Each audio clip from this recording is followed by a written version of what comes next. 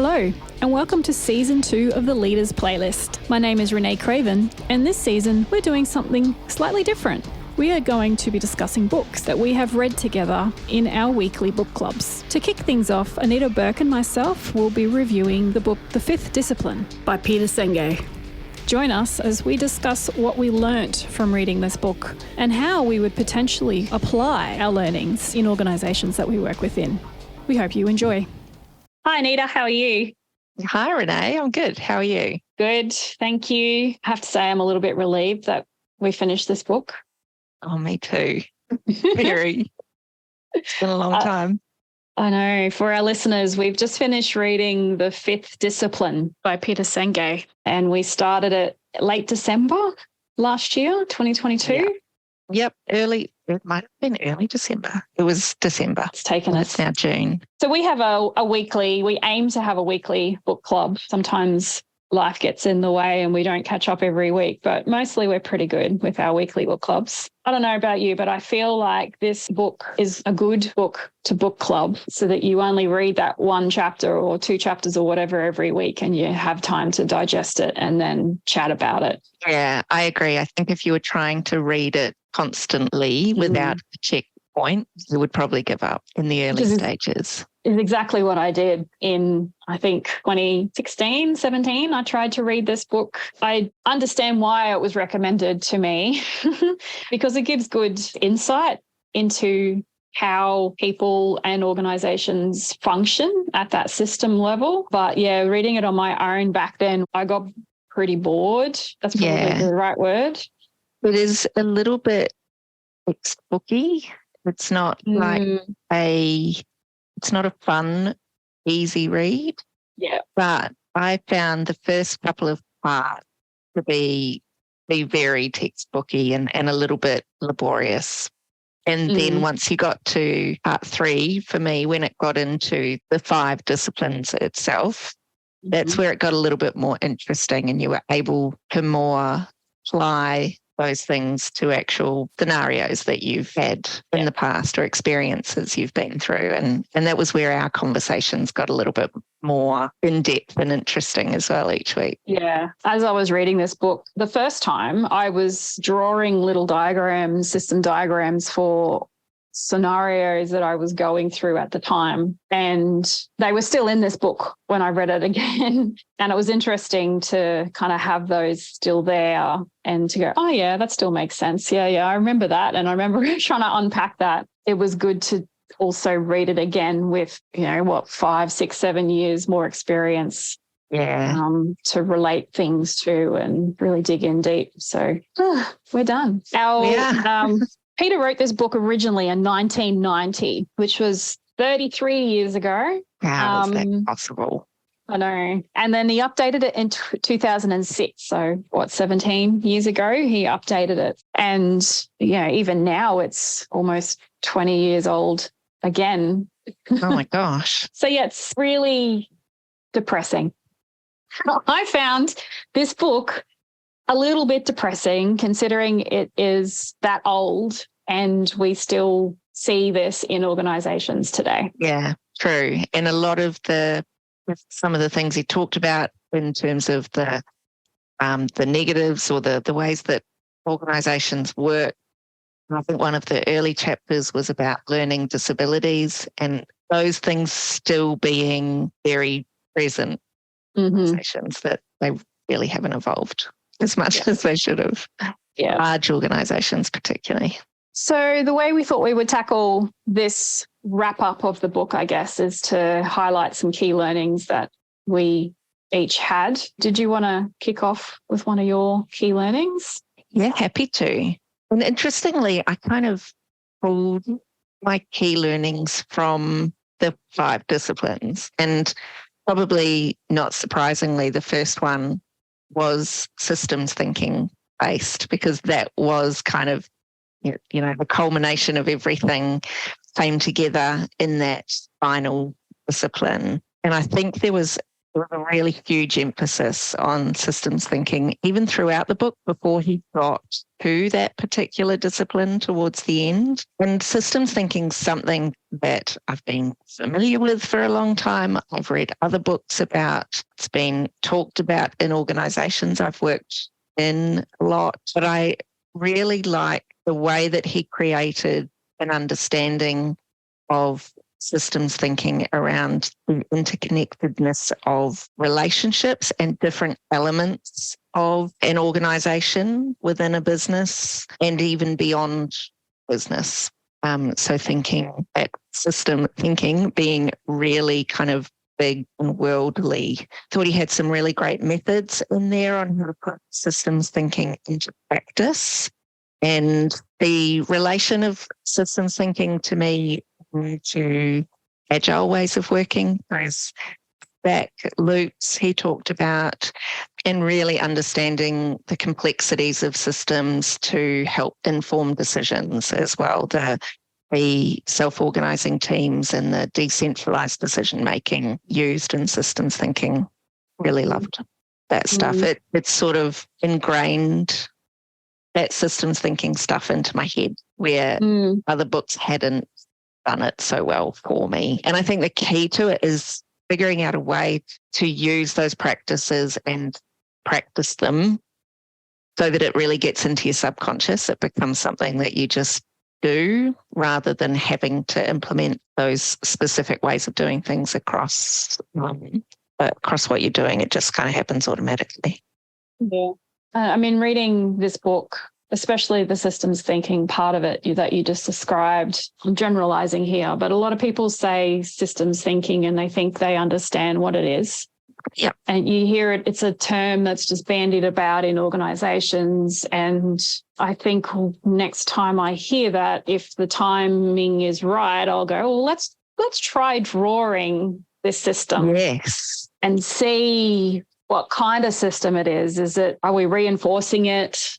How do we break this? Where's that leverage point? Because Peter's terminology, where's that leverage? How do we move out of this reinforcing cycle so that we can get better? And I think one of the other things he talked about a lot in this chapter was about assumptions and the assumptions that you've got within that system, and are they actually accurate?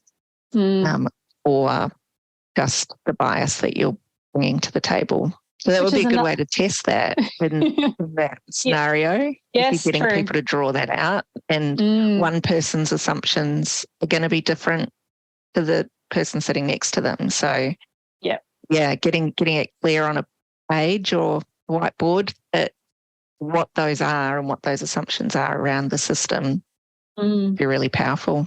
Do you think the lack of systems awareness or awareness to the systems in an organisation, do you think that is due to people not understanding systems thinking?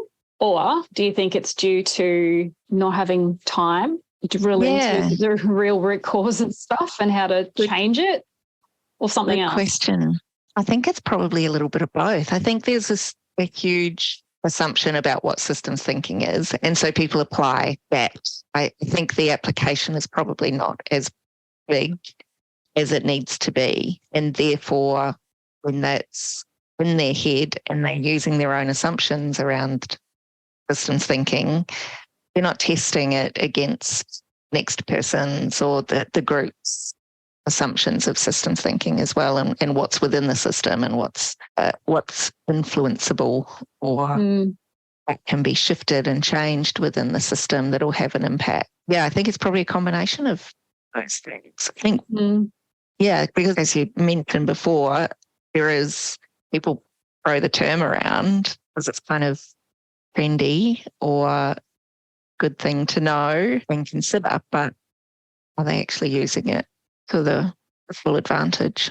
Even we don't have time. Well, let's map that one out. Let's draw that one, shall we? As you were talking, I was thinking that I wonder how many organisations that are going through an agile transformation, let's call it, another overused word, but, their way of working, like they're moving from one spot to another. I wonder how many of them actually start with, okay, what problems are we actually trying to solve here? What are the things that are slowing our organisation down, and doing that systems drawings to try and figure out what they need to focus on, instead of just laying a way of working over the top because it's come from a book or come from a framework or something like that, without actually starting with, well, this is our organisation and these are the problems, and we need to do something different to get out of this cycle and this cycle and this cycle, instead of just laying more stuff on top of something that's already kind of broken. Yeah, very true. And actually, I think as well, my second learning, which we've kind of almost gone into there, was around that assumption stuff, the biases that you bring to the table and how they shape your view of the world.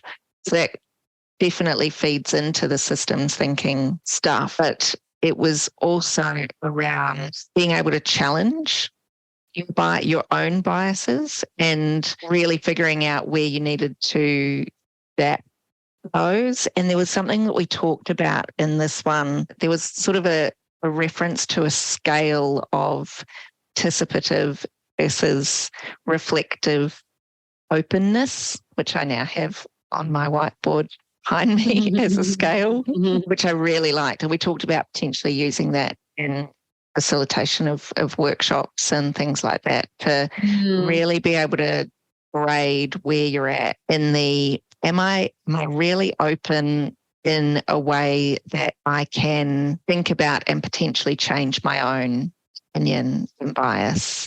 Or am I just open in the way that I can hear somebody else's opinion, which is just such a different way to interpret what people are saying and to shift your own assumptions and biases.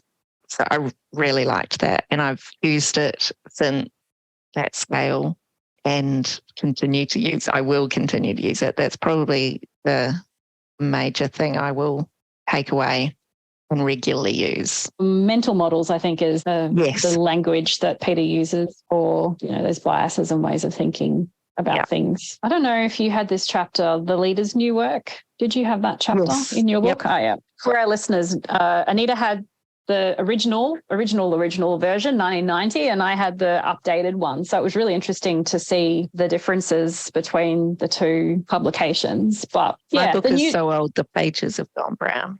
That's cool though. And the pages smell really good. This paper that's printed on is really nice. Yeah. Kind of old Mine's school. got that old book smell.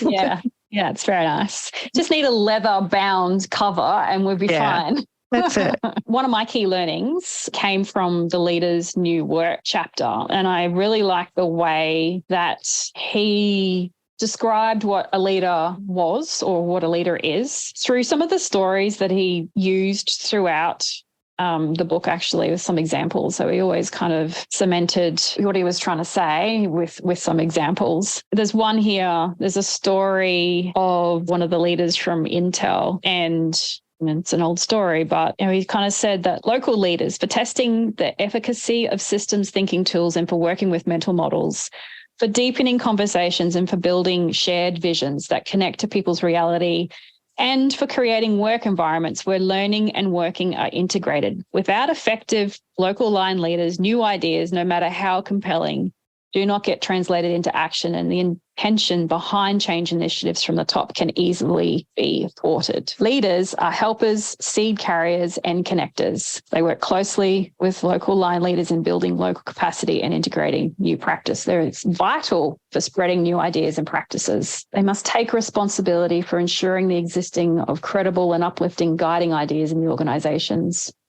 Executive leaders are also vital for dealing with structural impediments to innovation, and they're the role models. My takeaway from this chapter really was I still kind of feel like the term leader is still in a lot of organizations kind of seen as a role, not a behavior. Mm-hmm. There's stuff in this chapter as well where he kind of says if you have someone called a leader as a role title, then it can squash other people underneath that leader, if you want to think of it as a hierarchy, from stepping up and being leaders, where in reality, there's leaders everywhere. And I feel like it's a natural, not everyone wants to be a leader. Not everyone is naturally a leader. But there are some natural leaders that just need to be given the opportunity or be given that autonomy or empowered or trust to behave in a way that is leadership. And I feel like that leader thing doesn't have to be all the time. No. Like it might just be a little thing that you just have a certain knack for that enables you to be that leader for people that you work with on that thing. It doesn't need that title. It doesn't have to be something you do for the 8 hours a day that you're at work. Yeah, absolutely. But it's just for that one thing you might be considered a leader of. Yeah, absolutely. Needs more flexibility in that way. Yeah. And I think, I see it kind of is reinforcing this cycle of having that lead or leader in your role title. It's reinforcing that date that we're trying to get away from, that we've been trying to shift away from with Agile for 20 plus years, right? Where you don't sit around and wait to be told anymore. You're given a vision, you're given goals, and you work together to figure out and deliver on that. And with these lead roles, it's reinforcing people just sitting there waiting to be told what to do. Yeah, 100%. And I don't know why that is. Like when I first started working in an Agile environment, we had those titles, but it didn't change the behavior. Like we still acted in a way, we still behaved in a way where we were all in it together. We're all, collectively responsible. There was no, who's responsible, who's accountable. Like there was none of that. It's like we're all in this together. Well, who do we go to make this decision? Yeah. Or get this signed off. Yeah, exactly. And it fast forward, 15 years and it's what happened? Why are we kind of back to where I feel anyway, we're kind of back to where I was 15 years ago before I started working in an Agile environment. And maybe it's something to do with scaling with the size of the organizations and needing some kind of framework to get stuff through their big system, that organizational system. Maybe it's that. And maybe that there's somewhere else in this book where it's like I think it's one of the laws actually, where he says you just kind of make a quick decision or you just revert back just so you can move things on and you'll worry about it later, but you never get the time to go and worry about it later. The cure can be worse than the disease, potentially. I do think that is more prominent in large organizations where the scale works against that theory. And a while ago, there was the trendy term of thought leader. You could be a thought leader even if you didn't have leader in your job title. And I feel like that terminology was kind of trying to fight against that theory that if you didn't have leader in your title, then you weren't a leader, and promoting more leaders across the organization, more people to act as leaders in the organization. But it just didn't really fly because thought leader just became overused and misused and not really applied in the right way. It became a bit too trendy. But now we're back to don't really talk about thought leaders anymore. We have more roles in organizations with leader in the title instead of manager, because we think leader sounds better than manager. Yeah. And we expect people to lead, but still creates a hierarchy that gets applied and we revert to those behaviors. And I think the people who end up with leader in their title, actually they're acting like managers. They're behaving like managers because, I don't know, if I think about the systems diagram here, what is reinforcing that for them? And I always kind of come back to that time pressure and the delivery pressure, like the cycle of delivery is not supportive of the cycle of learning. There's no time for learning, which is a big chunk of this book as well. There's no time for learning in organizations anymore. And I'm generalizing. Some organizations, I've definitely worked for organizations where the way to learn, the way to make mistakes and learn from those mistakes and evolve through that learning and support that with dedicated training sessions or whatever to build knowledge, but practicing those skills that you learn in training I've definitely worked in organizations that are supportive of that. But there's also organizations that are just under that immense pressure to deliver, that the learning part of it just falls away, deprioritized, which results in the same mistakes being made over and over and over and over and over again, and no time to even talk about them, let alone do something different. How do we break this cycle? Or stop and reflect within the learning. Like the learning doesn't always happen at the end. It's often as you're going through it, you're realizing that there are learnings happening, but commitment has been made, promises have been made to deliver that thing. And therefore, no, we don't have time to stop and reconsider. Board has a commitment to deliver this thing to market. So here we go. We're off and running. If we had to... I was going to say, if we had the opportunity to attempt to change that, to shift that for an organisation, a large organisation, what would we do? Well, I think expectations are top down, and a nice segue into my third key takeout from the book. And because it's about leading by example, you get the expectation setting from the top down in a large organisation where there is hierarchy. Those messages are relayed. It's almost like a cult. That the key messages come down and they are spoken consistently, and the messages are very clear. But it's in how each leader chooses to relay the messages and the goals and the vision for the organisation, and how that is applied down at the team level. If we can have senior leaders actually leading in that way, that is using the right terminology and not managing, then that sets the expectation for everybody to come. So lead by example. It's goes from the top down, and that was part of my key takeaway, the personal mastery piece, being the lead by example. Choose to continue your learning and keep your growth mindset, and therefore that will potentially influence others and promote the need for collective team learning as a whole. That real emphasis on empowering the individual, taking the responsibility for yourself, contributing to that collaborative and supportive environment to really create a team that can share ideas and learn from each other. And if you're doing that at a senior leader level, and that's what people are seeing, that's the ultimate leading by example. What do you think? What would you do? It's very similar, and I would try and get those senior leaders to appreciate and understand what learning is. I mean, they know it.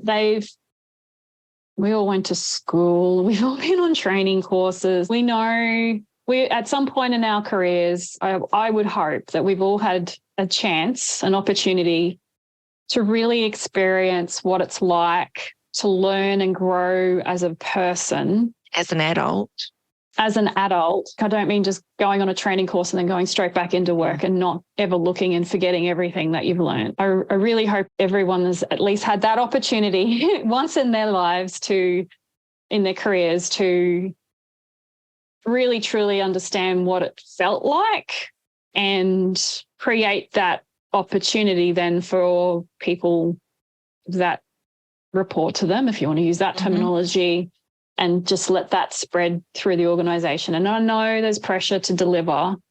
I know there's pressure to meet targets, but it's not sustainable long term. And the last chapter of my version of the book was called Frontiers. And the first part of it was talking about the different living systems that we have, like food production and the waste that produces, the waste we produce, and reusing, like creating a cycle that is sustainable, and not contributing to the problems that we have in the environment and the climate and all of that sort of stuff. And, he's got some industrial age systems as well. He's got some diagrams in the book that kind of shows just this waste that just goes, it doesn't go anywhere. It's just waste. And, he talks about how he's got some graphs and stuff that he presented at a conference around carbon dioxide emissions and things like that. And again, really depressing stuff, because this was written in 2006, or updated in 2006. So, but his point was, it's not sustainable the way that we're going right now. It's not sustainable. And sure, it might not be your problem. It's the next generation coming through, or the generation after that coming through. That's their problem to solve. But that's not true. Like, we should be caring about it now. We should be doing something about it now. And I feel like that's what it's like in organizations as well. There's that, one of the Agile principles is to create that sustainable pace. And we're not doing that. Well, I don't see that. It's just pressure, pushing people to the brink of exhaustion, or just having breaks, and taking themselves out of that full-time pressure. Yeah, it's just not sustainable. We can't keep living our lives, and we can't keep running our organizations in this way for much longer. And we're in an age where there's so much focus on burnout. Talk about burnout and overworking and health and well-being. Every organisation's got a health and well-being program, mental health issues. So when does it all come to a head? How is it possible to have that focus in an organisation but still drive the focus on delivery and reaching goals in a way that is completely counterintuitive to all of that stuff? Yeah. I wonder if some of that stuff is just kind of tick box. So it looks like, on paper, you look like a really good employer or a really good place to work. But in reality, you've got those pressures. And like you said before, it's got to start from the top. It needs someone or a team of executives to go, no, we actually want to create a sustainable pace. We actually want to leave that space for learning, and for innovation. Like, that's the other one, right? I mean, the stories you read about Google, I wish I'd been able to experience Google, because you read stories about they've created that kind of environment where campus, whatever you want to call it, where people can work whatever hours, whatever time of day they want, and they can have a nap at work, and they've got the facilities for all of that stuff. You can basically do everything there. If you don't want to go home, you could probably live at work. But and they're still kicking goals. Like, they've still got products coming out. They've still got updates. There's, that kind of stands out to me as one organization that potentially is taking that wellbeing parts, or is giving, or they're giving it. It's an option. It's not something you have to ask for. The facilities are there. You can, you're an adult. Here's our goals, and here's all the other stuff. You're an adult, manage your time, and let's see how we go. And that's the key. Treating people like adults, I think, is a big piece of it. And as adults in the work environment, we also have to take some responsibility for how we work. Just because the manager says so is kind of not good enough. You've got to take some accountability for your own actions and do what's right for you.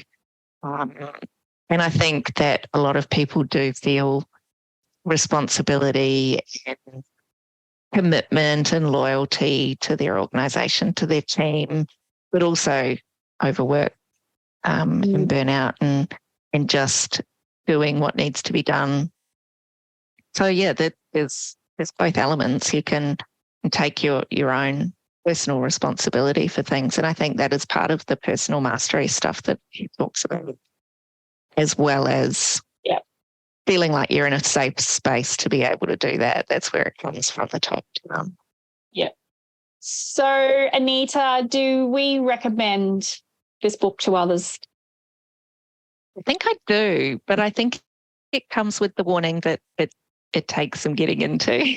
Perhaps do it as a book club book, so that you can talk about it and you can digest it. Because if you try and read this cover to cover, it's a cure for insomnia.